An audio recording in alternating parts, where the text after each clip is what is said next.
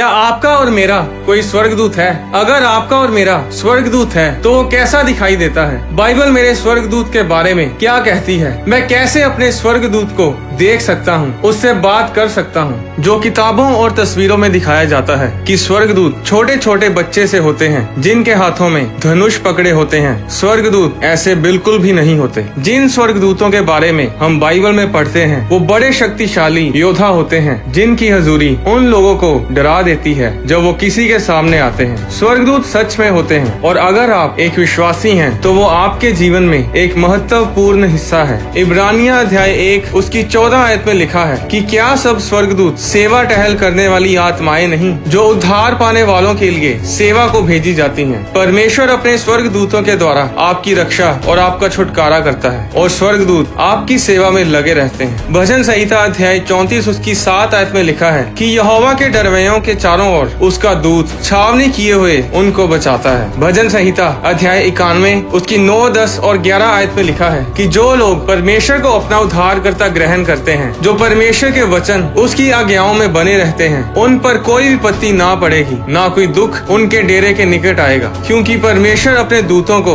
उनके निमित्त आज्ञा देगा कि जहाँ कहीं वे जाएं, स्वर्गदूत उनकी रक्षा करें। इसमें ये नहीं लिखा कि परमेश्वर अपने एक दूत को आज्ञा देगा कि वे तुम्हारी रक्षा करें। इसमें लिखा है कि परमेश्वर अपने दूतों को आज्ञा देगा कि वे आपकी रक्षा करें। 2 राजा उसके 19 अध्याय में हम पढ़ते हैं कि जब अशूरियों का राजा सेनाक्रेब परमेश्वर के लोगों के खिलाफ आ खड़ा हुआ तो परमेश्वर ने अपने दूत को भेजा और उस दूत ने रातों रात अशूरियों की छावनी में 1,85,000 पुरुषों को मारा। और भोर को जब लोग उठे तब देखा कि सब तरफ लाशें ही लाशें पड़ी हैं। तब अशूर का राजा वापस लौट गया। वो राजा नगर में प्रवेश तो क्या, एक तीर भी परमेश्वर के लोगों के खिलाफ मार नहीं पाया। जरा सोचिए कि एक स्वर्गदूत एक रात में 1,85,000 पुरुष मारने की ताकत रखता है तो दूतों का दल कितने लाख मार सकता है। जरा सोचिए कि कितने सुरक्षित हैं आप, कितना प्यार परमेश्वर आपसे करता है। स्वर्गदूत हमेशा आपकी सेवा में हाजिर रहते हैं पर आप उन्हें आत्मिक आंखों से ही देख सकते हैं। और यही बात अलीशा अपने दास को बता रहा था जब उन्हें अरामी सेना ने घेर लिया था। 2 राजा अध्याय 6 में हम पढ़ते हैं कि एक बार परमेश्वर के दास अलीशा को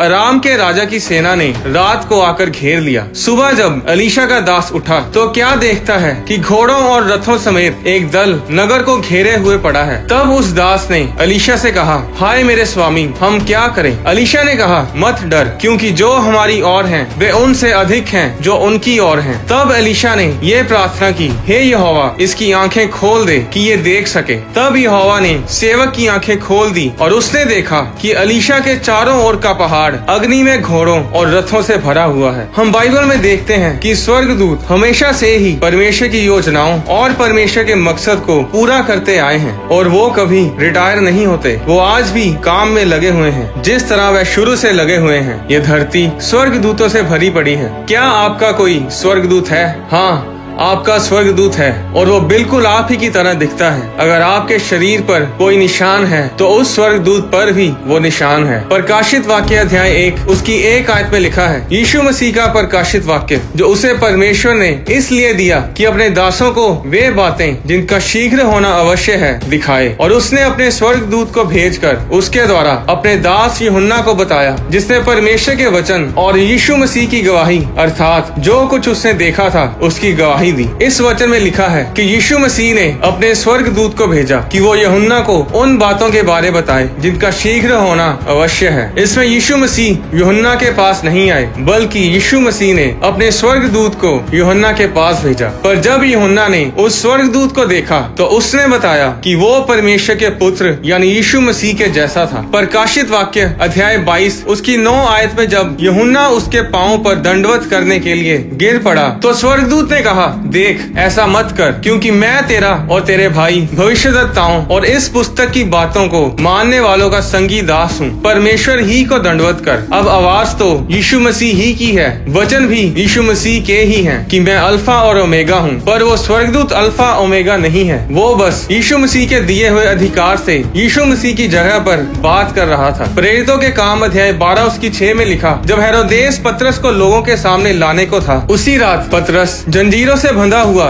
2 सिपाहियों के बीच सो रहा था और पहरुए द्वार पर बंदीगृह की रखवाली कर रहे थे। तो देखो, प्रभु का एक स्वर्गदूत आ खड़ा हुआ और उस कोठरी में ज्योति चमकी और उसने पतरस की पसली पर हाथ मार के उसे जगाया और कहा, उठ जल्दी कर। और उसके हाथों से जंजीर खुलकर गिर पड़ी। तब स्वर्गदूत ने उससे कहा, कमर बांध और अपने जूते पहन ले। उसने वैसा ही किया। फिर उसने उससे कहा, अपना वस्त्र पहनकर मेरे पीछे हो ले। वह निकल कर उसके पीछे हो लिया, परंतु ये ना जानता था कि जो कुछ स्वर्गदूत कर रहा है वह सच है, वरन ये समझा कि मैं दर्शन देख रहा हूँ। अब बंदीगृह से छुड़ाए जाने के बाद जब पतरस यूहन्ना की माता मरियम के घर आया, जहाँ बहुत से लोग इकट्ठे होकर प्रार्थना कर रहे थे, जब उसने फाटक की खिड़की खटखटाई तो रूदे नामक एक दासी देखने को आई। पतरस का शब्द पहचान कर उसने आनंद के मारे फाटक ना खोला, परंतु दौड़कर भीतर गई और बताया कि पतरस द्वार पर खड़ा है। पर उन्होंने उससे कहा, तू पागल है, परंतु वह दृढ़ता से बोली कि ऐसा ही है। तब उन्होंने कहा, उसका स्वर्गदूत होगा। परंतु पतरस खटखटाता ही रहा। अतः उन्होंने खिड़की खोली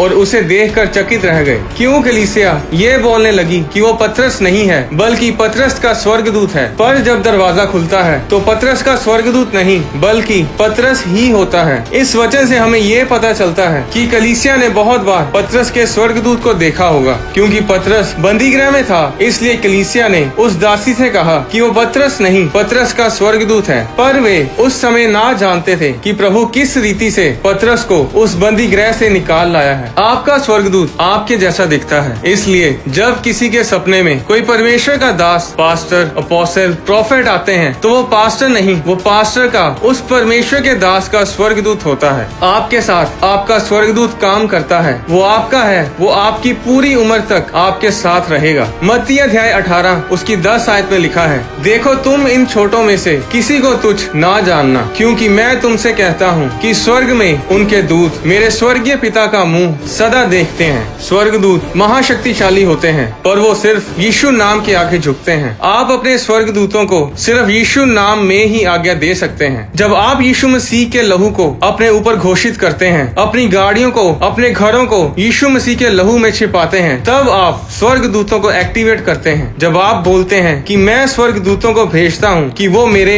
और मेरे परिवार की रक्षा करें, तब आप स्वर्गदूतों को काम पर लगाते हैं। इस समय भी आपका स्वर्गदूत आपके साथ, आपके कमरे में है। आप जहाँ कहीं भी हैं, वो आपके साथ है, इस इंतजार में कि वो आपकी रक्षा करे, आपकी सेवा टहल करे, ताकि आप परमेश्वर के मकसद को अपने जीवन में पूरा कर पाएं। पर क्या आप उस स्वर्गदूत को काम में लगा रहे हैं? सालों पहले पास्टर क्रेफ्लो डोलर एक प्रार्थना सभा में जा रहे थे कि एक गाड़ी रेड लाइट का सिग्नल तोड़कर उनकी गाड़ी से आ टकराई। पास्टर ने बताया कि जब दूसरी गाड़ी उनकी गाड़ी से टकराई, उन्होंने स्वर्गदूतों को उस गाड़ी में देखा, जिन्होंने उन्हें उस भयानक एक्सीडेंट में बचाया, और उन स्वर्गदूतों के कारण ही वे आज जीवित हैं। बाइबल बताती है कि शैतान चोरी करने, घात करने और नष्ट करने के लिए आया, पर परमेश्वर की योजनाएं आपको बहुतायत जीवन देने की हैं। भजन संहिता अध्याय 103 उसकी 20 और 21 आयत में लिखा है, हे यहोवा के दूतों, तुम जो बड़े वीर हो और उसके वचन के मानने से उसको पूरा करते हो, उसको धन्य कहो। हे यहोवा की सारी सेनाओं, हे उसके टहलुओ,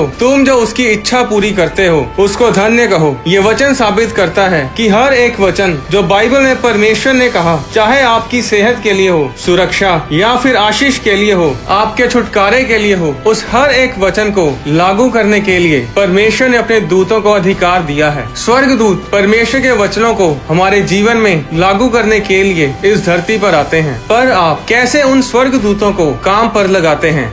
आपके मुंह से निकले शब्दों से। आपके शब्द स्वर्गदूतों को ये अधिकार देते हैं कि या तो वो आपको आशीषित करें, आपकी सुरक्षा करें, या फिर हाथ जोड़कर खड़े रहें और आपके जीवन में कोई काम ना करें। जब आप परमेश्वर के वचनों को अपने हालातों पर बोलते हैं, तब आप स्वर्गदूतों को काम पर लगाते हैं। दानियल अध्याय 10 उसकी 12 आयत में लिखा, स्वर्गदूत ने दानियल से कहा कि दानियल, तेरे वचन सुने गए, यानी तेरे शब्द सुने गए, और मैं तेरे शब्दों के कारण आ गया हूँ। दानियल के शब्दों के कारण स्वर्गदूत दानियल के लिए काम पर लग गए। दानियल की प्रार्थना का उत्तर लेकर आने के लिए स्वर्गदूत आसमान में शैतान के साथ लड़े और ये तभी हुआ जब दानियल ने शब्द बोले, अपने मुंह से वचनों को बोला। और ये आप भी कर सकते हैं। अपने गलत शब्दों से अपने दूतों को लाचार ना करें। परमेश्वर के वचन के बीच से प्रार्थना करें, अपने जीवन पर घोषणाएं करें, क्योंकि स्वर्गदूत सिर्फ परमेश्वर के वचन के द्वारा ही काम करते हैं। एक बार एक विश्वासी को दिल की बीमारी हुई और वो परमेश्वर के वचन में से विश्वास के साथ अपनी चंगाई के लिए प्रार्थना करता था। एक रात जब वो उठा तो उसने क्या देखा कि स्वर्गदूत उसके पास खड़ा था, जिसके हाथ उसकी छाती के अंदर थे और वो उसके दिल को कुछ कर रहा था। जब उस विश्वासी ने स्वर्गदूत को देखा तो दूत ने कहा, सब कुछ ठीक है, आराम से सो जाओ। और जब वो